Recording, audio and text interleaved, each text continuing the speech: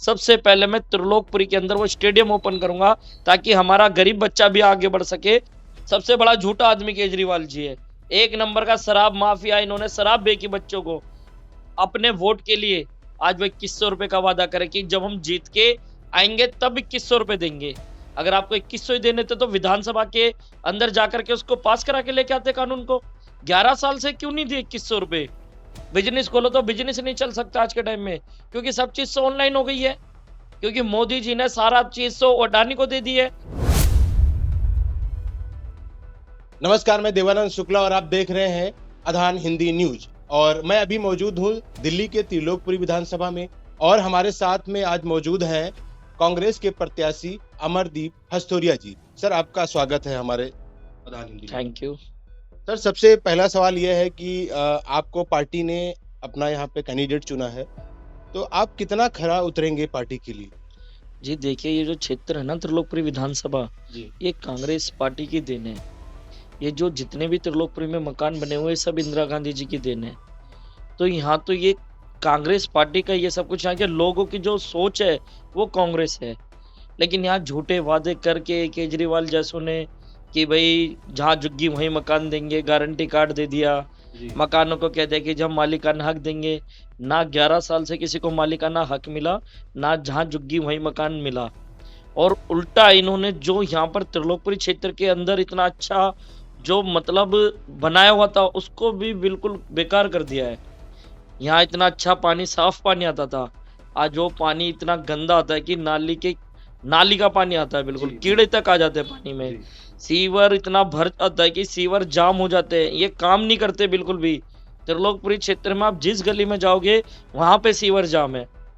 तो इन्होंने तो उल्टा दिल्ली को या त्रिलोकपुरी को बिल्कुल और पीछे कर दिया है। इन्होंने कहा था हम दिल्ली को पेरिस बना देंगे, लेकिन उल्टा आज इन्होंने दिल्ली की बहुत खस्ता हालत कर दी। त्रिलोकपुरी की इतनी बुरी हालत हो चुकी है कि यहाँ पर लोग काम की वजह से हाथ जोड़ रहे हैं कि भी हमें आम आदमी पार्टी नहीं चाहिए, हमें कांग्रेस पार्टी चाहिए। कांग्रेस पार्टी का एक ऐसा व्यक्ति होना चाहिए, जैसे कि मुझे सब अपना बेटा कहते हैं। मेरा नाम अमरदीप हस्तोरिया है। मैं काफी टाइम से सोशल वर्कर का काम कर रहा था। पार्टी ने मुझे जमीन से उठा करके आज ये मेरे को टिकट दे कि भी ये लड़का काम कर सकता है क्षेत्र में। और मैं अपनी पूरी त्रिलोकपुरी के सभी भाइयों को, बहनों को बताना चाहता हूँ कि हम त्रिलोकपुरी को बदल देंगे। इस बार आपको कांग्रेस के अलावा किसी पे विश्वास नहीं करना। कांग्रेस एक ऐसी पार्टी है कि जिसने काम किया है और आगे भी काम करेगी। सर, एक यहाँ पे एक सवाल उठता है कि आपने कहा हम त्रिलोकपुरी विधानसभा को बदल देंगे। सबसे पहला यहाँ पे एक गंदगी है, क्राइम है, इसको लेकर आपके पास क्या रोड मैप है? सबसे पहले मेरी जो सोच है त्रिलोकपुरी के अंदर, जो आज यहाँ पर अदर पार्टियां जो आ गई हैं, चाहे वो आम आदमी पार्टी का एमएलए हो, चाहे वो आम भारतीय जनता पार्टी के एमपी साहब हो, त्रिलोकपुरी में किसी ने कभी कुछ नहीं देखा। ना कभी ये देखा कि यहाँ पर ये जो इतनी ज़्यादा क्राइम बढ़ रहा है वो क्यों बढ़ रहा है। ये सब जो खुलेआम त्रिलोकपुरी में जो नशा बिक रहा है, सबसे पहले मेरी ये सोच है कि सबसे पहले मुझे नशा बंद कराना है त्रिलोकपुरी का। मेरी पूरी त्रिलोकपुरी की जनता से अपील है कि आप इस बार मुझे चुन के लाओगे, कांग्रेस पार्टी का विधायक बनाओगे, तो सबसे पहले त्रिलोकपुरी को नशा मुक्त कराना है, क्राइम मुक्त कराना है। और दूसरी सोच यह है मेरी कि त्रिलोकपुरी के अंदर एक अंबेडकर स्टेडियम बना हुआ है 9 ब्लॉक में। 11-12 साल हो गए उस स्टेडियम को बने हुए, लेकिन आज तक केजरीवाल जी ने बाबा भीमराव अंबेडकर के नाम से वो स्टेडियम खोला था, लेकिन आज तक भी वो ओपन नहीं हुआ है। क्या त्रिलोकपुरी के बच्चे क्या मतलब स्पोर्ट्स में नहीं जाना चाहते? आज ये मतलब त्रिलोकपुरी क्या हमारा ये जो है स्लम एरिया है, क्या यहाँ के बच्चे क्या आगे नहीं बढ़ सकते? लेकिन उन्होंने 11 साल से उस स्टेडियम को नहीं खोला है। उस स्टेडियम को आप जैसे ही, मैं त्रिलोकपुरी की जनता से अपील करता हूँ, आप जैसे ही मुझे सीट पे लाओगे, सबसे पहले मैं त्रिलोकपुरी के अंदर वो स्टेडियम ओपन करूंगा ताकि हमारा गरीब बच्चा भी आगे बढ़ सके, आगे निकल सके। सर, दूसरी बात यहाँ पे आती कि आपने कहा कि युवाओं के लिए ये अपनी योजनाएं लेके आएंगे। दूसरा, आधी आबादी को जो है आम आदमी पार्टी ने तो 21 रुपए देने का ऐलान कर दिया है, तो क्या लगता है कि इसका प्रभाव नहीं पड़ेगा क्या? नहीं, इसका कोई प्रभाव नहीं पड़ रहा है। लेडीजों को पता चल चुका है कि केजरीवाल जी महा झूठे आदमी है। वो कभी भी जिंदगी में अपने वोट के लिए आज वो 2100 रुपए का वादा करे कि जब हम जीत के आएंगे तब 2100 रुपए देंगे। अगर आपको 2100 ही देने थे तो विधानसभा के अंदर जाकर के उसको पास करा के लेके आते कानून को। 11 साल से क्यों नहीं दिए 2100 रुपए?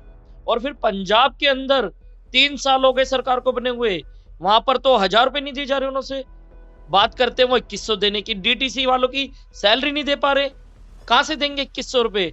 आप हॉस्पिटलों में जाके देखोगे एक बेड पर 4-4 लोग को बिठा रखा है। जो हॉस्पिटल में बेड नहीं बढ़ा सकते, वो महिलाओं को 2100 रुपए कहां से दे देंगे? अपनी सीट बचाने के लिए दिल्ली को खत्म करने जा रही है बिल्कुल। और ये 2100 रुपए का यही कहेंगे कि जी हमें भारतीय जनता पार्टी ने कानून पास नहीं होने दिया।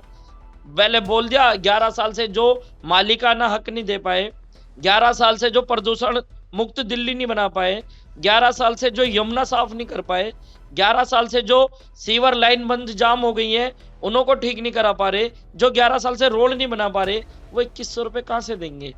जो चुनाव के लिए 10,000 करोड़ का लोन मांग रहे हैं केंद्र सरकार से, वो कहां से 2100 रुपए देंगे? आप एक युवा हो और त्रिलोकपुरी विधानसभा के युवाओं के लिए आपने क्या सोचा पर्सनली लेवल पे?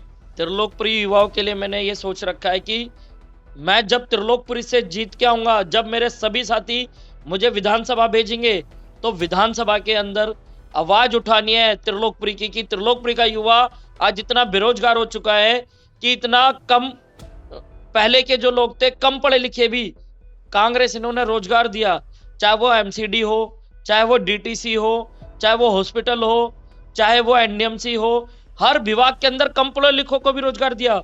लेकिन जो आज मेरे साथ के जो युवा हैं, कोई बीएड है, कोई एम है, कोई कुछ है, सबने ग्रेजुएशन कंप्लीट कर ली, लेकिन रोजगार नहीं है।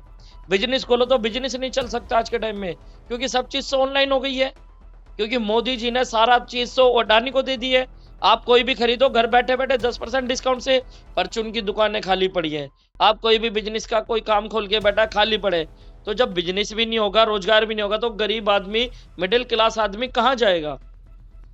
तो कांग्रेस ही आ सकती है, जो कांग्रेस ही है जो लोगों को रोजगार दे सकती है।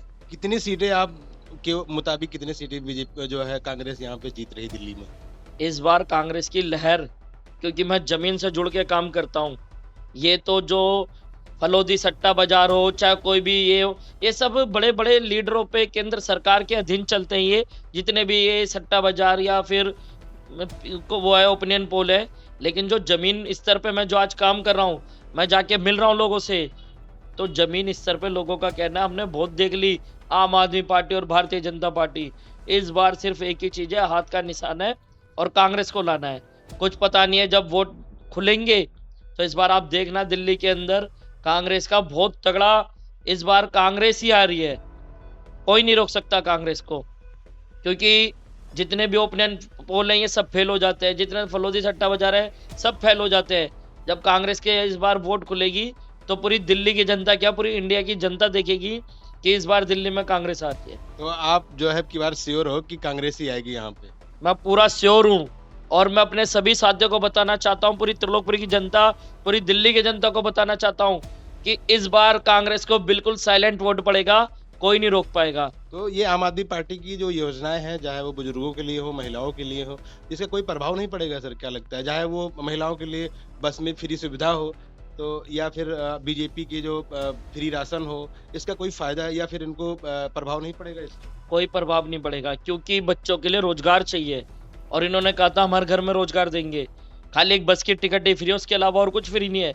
महिलाओं को अपने बच्चों का फ्यूचर के लिए सोच रही है कि ये तो हमें पागल बना रहा है, ये झूठों का सबसे बड़ा झूठा आदमी केजरीवाल जी है, एक नंबर का शराब माफिया। इन्होंने शराब बेची बच्चों को, इन्होंने शराबी बना दिया। 18 साल के बच्चे, जो 25 साल की उम्र में शराब मिलती थी, उन्होंने उम्र घटा के 18 साल। इन्होंने तो पूरी दिल्ली के अंदर जगह जगह शराब के ठेके खोल दिए।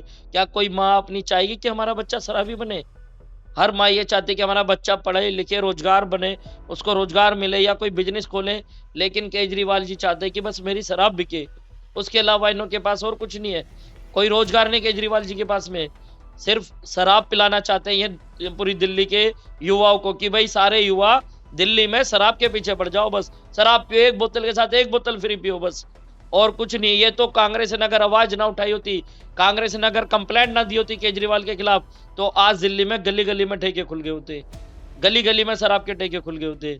और कांग्रेस एक ऐसी पार्टी है जो देश हित में सोचती है, जो सबको साथ लेके चलती है।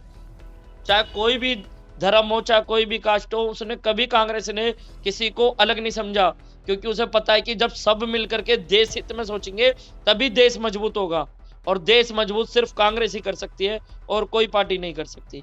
आपने कहा कि कांग्रेस हर एक कास्ट को देखती है, वहाँ पे कास्ट ये नहीं कि हाँ किसी एक विशेष कास्ट को जो है। तो अभी पिछले दिनों या पिछले महीने देखा जाए तो बीजेपी ने या फिर अमित शाह ने बाबा साहब जो है भीमराव अम्बेडकर को कुछ टिप्पणी की थी। आप दलित समाज से हो, तो क्या लगता है कितना सही है? वो बहुत ही गलत शब्द उन्होंने यूज करा, क्योंकि अमित शाह जी ने क्या बोला कि अंबेडकर अंबेडकर अंबेडकर अंबेडकर, इतना याद अगर भगवान को करते तो सातों जन्मों का स्वर्ग मिल जाता। लेकिन मैं एक बात पूछना चाहता हूँ कि जब दलित पे इतना अत्याचार हो रहा था, जब आप पीछे जाओगे तो दलितों को किसी भी चीज का कोई अधिकार नहीं था। उनके साथ अगर कोई वारदात हो जाती थी या कोई गलत काम होते थे तो उन्हें कंप्लेंट तक कराने का अधिकार नहीं था। जो मौलिक अधिकार दिलाए, जो मौलिक अधिकार आज दलितों को मिले, वो बाबा भीमराव अंबेडकर साहब की वजह से मिले। और बाबा साहब को हम भगवान नहीं मानेंगे तो किसे भगवान मानेंगे? बाबा साहब आज भगवान है और हमेशा हमारे दिलों में, और वो हमेशा, मैं उनका हमेशा जिंदाबाद का नारा लगाता हूँ। मैं कभी नहीं कहता कि वो अमर रहे, क्योंकि बाबा साहब मेरे दिल में आज भी जिंदा है, क्योंकि जो मौलिक अधिकार हमें दिए गए बाबा साहब ने दिए गए, ना कि भगवान ने आकर के हमें मौलिक अधिकार दिए। तो हमारे लिए तो वही भगवान है। इसलिए मैं अमित शाह जी से मेरा निवेदन है कि उनको जनता से माफी मांगनी चाहिए। उनको जिस सीट पर आज वो बैठे हैं वो बाबा साहब के संविधान की बदौलत मिली हुई है। अगर बाबा साहब संविधान नहीं लिखते तो ना ही चुनाव होते। इस देश के अंदर एक राजा का वो होता, चाहे कोई भी सरकार होती वो राजा बन के रहती। लेकिन बाबा साहब ने ऐसा संविधान लिखा कि हर 5 साल बाद जो भी आज देश के अंदर जो कभी विपक्ष कभी पक्ष जो बैठ रहे हैं, ये सब बाबा साहब के संविधान की बदौलत बैठ रहे हैं। तो अमित शाह जी को माफी मांगनी चाहिए, बाबा साहब से भी माफी मांगनी चाहिए, क्योंकि हमारे दिलों में वो आज भी जिंदा है। और दलित समाज से माफी मांगनी चाहिए और पूरी देश की जनता से माफी मांगनी चाहिए कि भी जिस सीट पर आज वो बैठे हैं बाबा साहब की बदौलत बैठे हैं। आप कह रहे हैं कि अमित शाह या फिर बीजेपी है जिसने कहा उसको माफी मांगनी चाहिए। वो कह रहे हैं कि हम चलो माफी मांगते हैं, लेकिन या फिर बीजेपी विपक्ष जो है बाबा साहब के लिए दिल्ली में किया क्या है? जो बाबा साहब ने संविधान लिखा ना, वो सिर्फ कांग्रेस ने ही पास कराया, कोई और पार्टी तो थी नहीं। अगर कांग्रेस नहीं चाहती तो बाबा साहब का संविधान ही नहीं पास होता। लेकिन बाबा साहब का संविधान पास कराया तो कांग्रेस ने कराया, क्योंकि कांग्रेस की सरकार थी। आज इन्होंने भारतीय जनता पार्टी ने तो जो संविधान के अंदर है उन्होंने हमेशा उथल पथल करी है कि ये चीज खत्म कर दो, ये चीज वो कर दो। बल्कि उन्होंने तो ये तक कह दिया था अभी बीच में कि भी जो कोई अगर SC ST समाज को जाति सूचक शब्द बोलेगा तो उसे कोई अरेस्टिंग नहीं होगी। क्यों अरेस्टिंग नहीं होनी चाहिए? अगर बाबा साहब के जो संविधान लिखा हुआ है, अगर कोई दलित समाज को जाति सूचक शब्द बोलेगा तो उसे अरेस्ट होना चाहिए। ये कांग्रेस ने इसके लिए बहुत संगठन के साथ मिलकर के आवाज उठाई, जब जाकर के इन्होंने वापिस करा वो। वरना इन्होंने तो कह दिया था कि भाई ये गलत है कि जो भी बाबा साहब ने लिखा है या संविधान बनाया उस हिसाब से ये देश चल रहा है, वरना ये देश नहीं चला पाएंगे। आज ये मनुस्मृति को जो लेकर के आने चाहते हैं, क्या देश में उससे मनुस्मृति चल पाएगी?